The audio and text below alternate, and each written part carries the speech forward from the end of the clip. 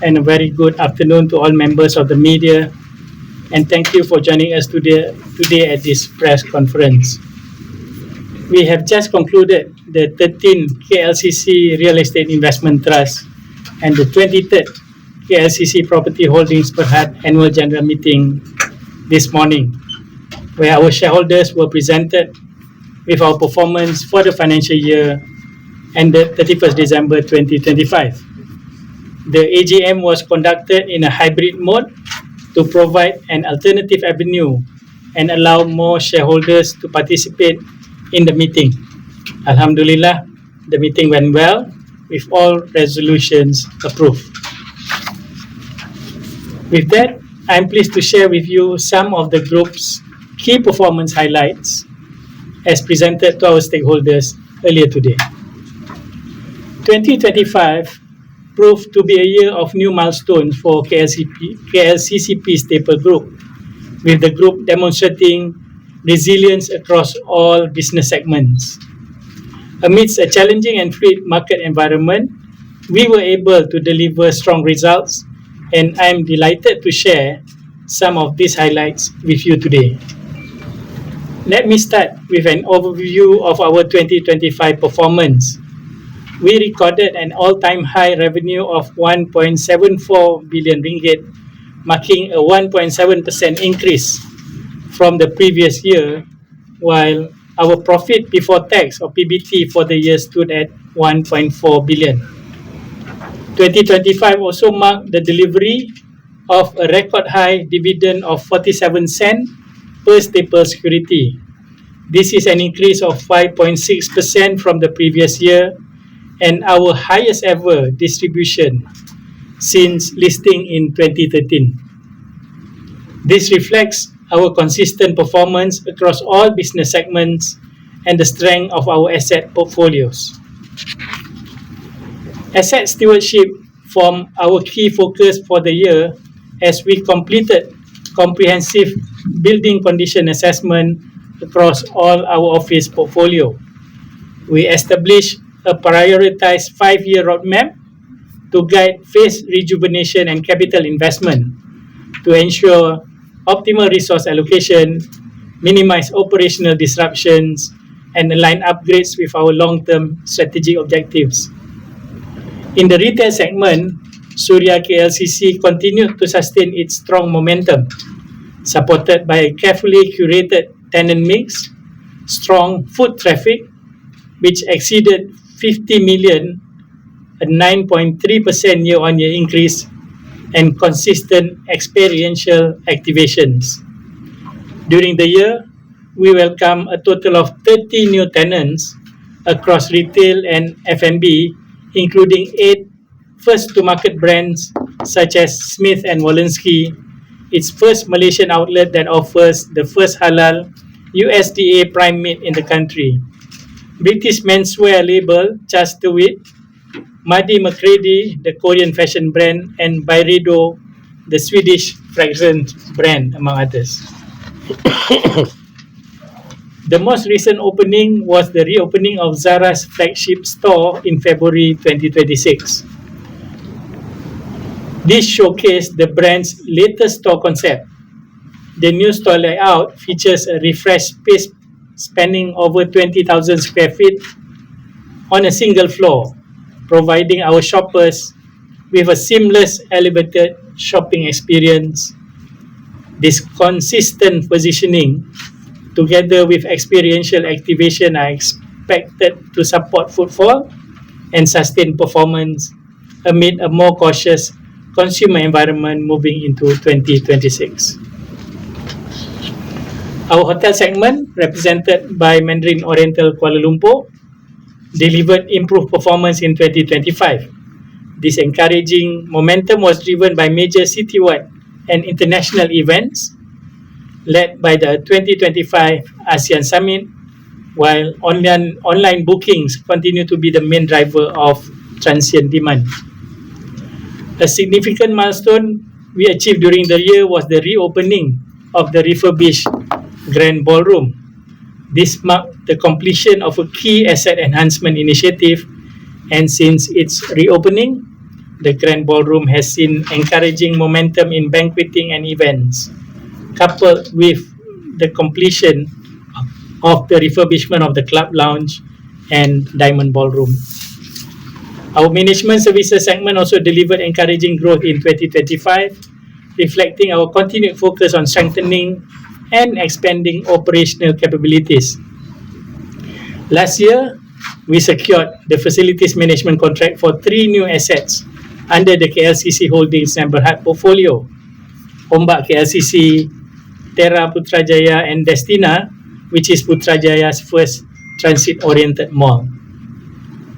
On the sustainability front, I'm glad to share that we have made further strides in our journey towards net zero carbon emission by 2050.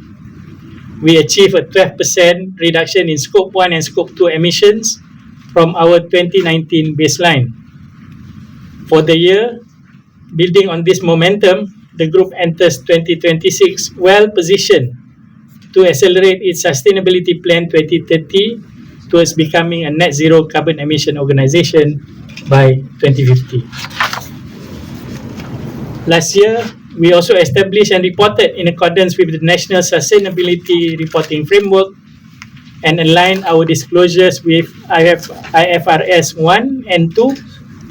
Our progress continues to be guided by the disciplined execution of our Sustainability Plan 2030, grounded in a clear understanding of our key risks and opportunities.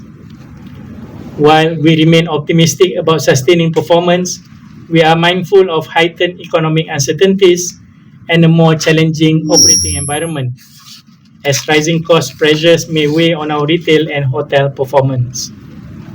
At the same time, we will continue to focus on strengthening our value proposition, enhancing customer experience, and driving operational resilience to navigate the evolving landscape. Once again, I thank you for your time today and for the support that all of you have shown us all these years. I'm now happy to take your questions. Could you share the expected timeline for the opening of Ombak KLCC, as well as the confirmed anchor tenant and the current committed occupancy rate? Thank you.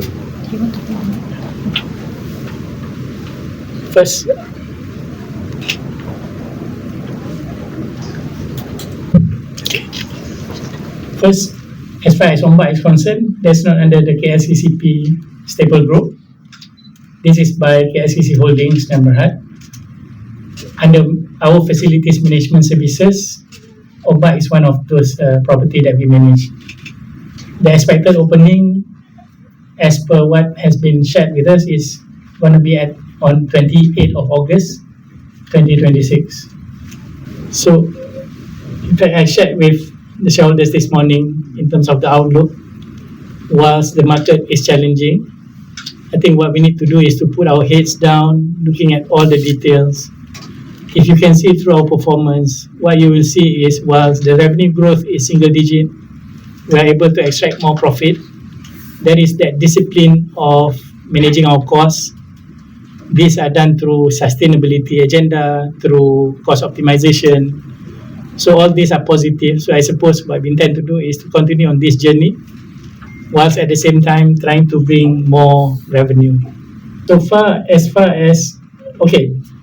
we track on moving annual turnover for Suria KLCC.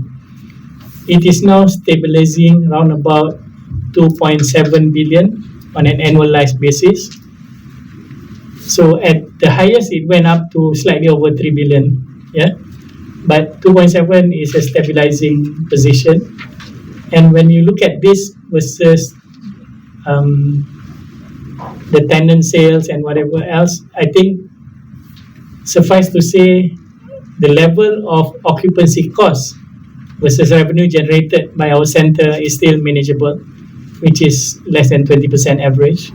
So therefore we feel in terms of renewal and all those things will still be something that is doable. I don't want to give much